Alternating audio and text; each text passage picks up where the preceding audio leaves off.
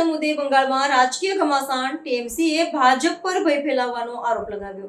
તૃણમૂલના કોંગ્રેસના રાષ્ટ્રીય મહાસચિવ અભિષેક બેનર્જીએ પશ્ચિમ બંગાળમાં ચાલી રહેલી મતદાર યાદીમાં વિશેષ સઘન પુનરીક્ષણ એસઆઈઆરની પ્રક્રિયાને લઈને ચૂંટણી પંચ અને ભારતીય જનતા પાર્ટી પર અત્યંત ગંભીર આરોપ લગાવ્યા છે।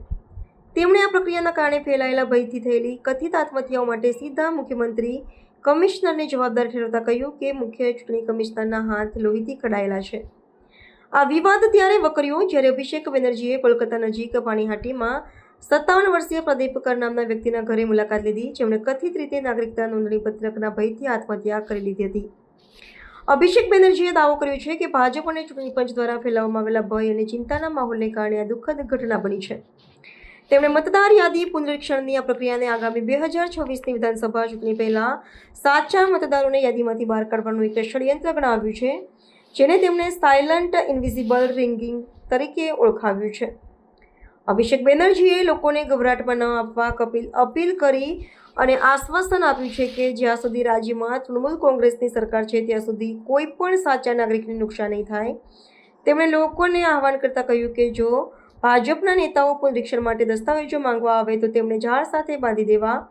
બીજી તરફ ભાજપે આરોપીને નકારી કાઢ્યા છે અને તૃણમૂલ કોંગ્રેસ પર માત્ર રાજકીય લાભ માટે લોકોમાં ભય ફેલાવવાનો આરોપ લગાવ્યો છે। સાથે જ જણાવ્યું છે કે આ પ્રક્રિયા બંગાળ સિવાય અન્ય 11 રાજ્યોમાં પણ ચાલી રહી છે।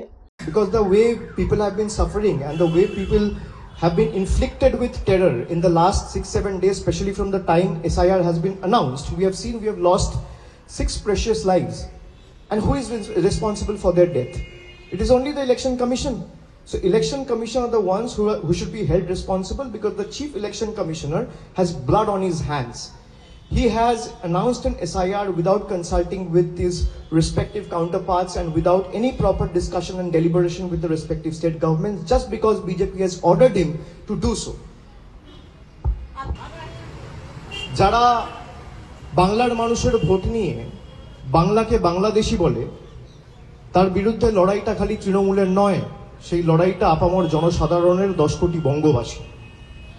আমাদের দলনেত্রী ইতিমধ্যেই কাল আপনারা জানেন তৃণমূলের সোশ্যাল হ্যান্ডেল থেকে পোস্ট হয়েছে, আগামীকাল মিছিল রয়েছে।